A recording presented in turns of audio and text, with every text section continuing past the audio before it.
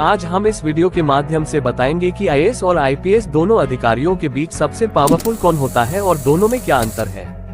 Highlights, जाने किस तरह होता है आईएएस और आईपीएस का सिलेक्शन। ये हैं दोनों की पावर और जिम्मेदारियां। जाने आईएएस और आईपीएस में कौन होता है पावरफुल। आईएएस और IPS which is best. Union public service commission exam UPSC exam को भारत की सबसे कठिन एग्जाम माना जाता है। कैंडिडेट इसी एग्जाम को पास करने के बाद ही आईएएस, आईपीएस, आईएएस या आईएफएस जैसे अधिकारी के रूप में चयनित होते हैं। हालांकि इन सभी अधिकारियों के बीच सबसे ज्यादा चर्चा आईएएस और आईपीएस को लेकर होती है। आईएएस और आईपीएस एक दूसरे के पूरक होते हैं और दोनों पद की अपनी ही गरिमा है। इनमें एक सादे कपड़ों का अफसर तो दूसरा पुलिस की वर्दी वाला देश का सेवक होता है। किस तरह होता है आईएएस और आईपीएस का सिलेक्शन। आईएएस और आईपीएस का सिलेक्शन यूपीएससी के एग्जाम रिजल्ट के अनुसार होता है। उनकी रैंकिंग के आधार पर आईएएस, आईपीएस या आईएफएस रैंक दी जाती है। टॉप रैंक वालों को आईएएस पोस्ट मिलता है, लेकिन कई बार टॉप रैंक पाने वालों का प्रेफरेंस आईपीएस या आईएफएस होता है, तो निचले रैंक वालों को भी आईएएस की पोस्ट मिल सकती है। इसके बाद के रैंक वालों को आईपीएस और आईएफएस पोस्ट मिलती है। आईएएस और आईपीएस की जिम्मेदारियां। ट्रेनिंग के बाद आईएएस अधिकारियों की जिम्मेदारियों में किसी विशेष क्षेत्र व विभाग का प्रशासन शामिल होता है। उन्हें अपने संबंधित क्षेत्रों के विकास के लिए प्रस्ताव बनाने व सरकारी नीतियों को लागू करने के साथ साथ महत्वपूर्ण निर्णय लेने के लिए कार्यकारी शक्तियां दी जाती हैं। वहीं आईपीएस अधिकारियों को अपराध की जांच करनी होती है और उस क्षेत्र में कानून व्यवस्था बनाए रखना होता है जहां वे तैनात होते हैं। एक आईएएस अफसर का कोई ड्रेस कोड नहीं होता और वे फॉर्मल ड्रेस में रहते हैं। वहीं आईपीएस अधिकारी ड्यूटी के दौरान वर्दी पहनते हैं। आईएएस अधिकारी को पोस्ट के अनुसार बॉडीगार्ड मिलते हैं, जबकि इसके साथ पूरी पुलिस फोर्स चलती है। दोनों की पावर और जिम्मेदारियां।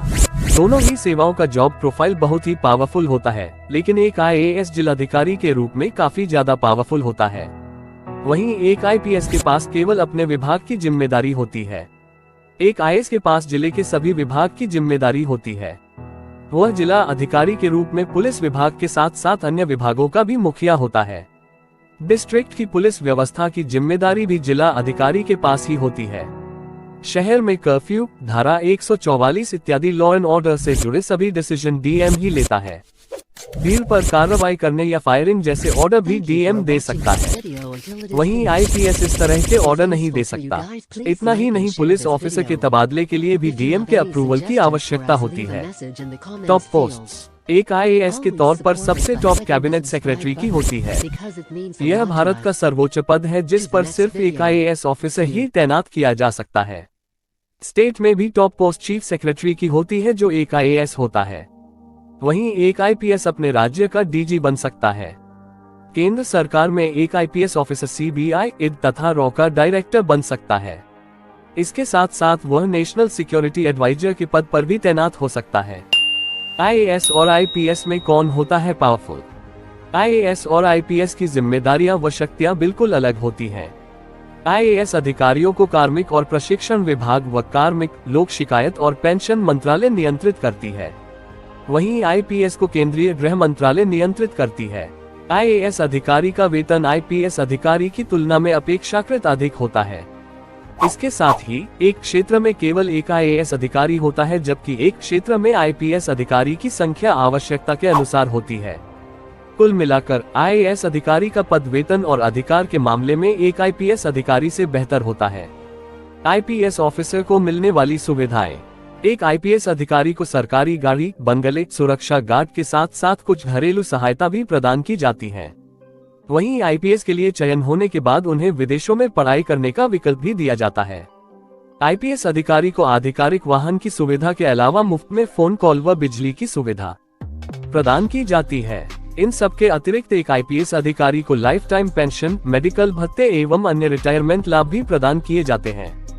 IAS officer facilities. एक आईएएस अफसर को सैलरी के अलावा अलग अलग पे बैंड के हिसाब से अन्य लग्जरी सुविधाएं भी दी जाती हैं। एक आईएएस अधिकारी को बेसिक सैलरी के अलावा dearness allowance, house rent allowance, subsidised bill, medical allowance और कन्वेंस अलाउंस दी जाती है। इसके अलावा पे बैंड के आधार पर एक आईएएस अधिकारी को घर, सिक्योरिटी, कुक और अन्य स्टाफ समेत कई सुविधाएं दी जाती हैं। आईएएस अधिकारी को कहीं आने जाने के लिए गाड़ी और ड्राइवर की सुविधा भी मिलती है। इसके अलावा आईएएस ऑफिसर की सैलरी 56,100 से 2.5 लाख रुपए प्रति महीने होती है। इसके अलावा एक आईपीएस अधिकारी की सैलरी 56,100 रुपए से लेकर 2,25,000 रुपए तक होती है। इसके साथ साथ आईएएस और आईपीएस अधिकारियों को पे बैंड के अलावा बाकी सुविधाएं भी मिलती हैं।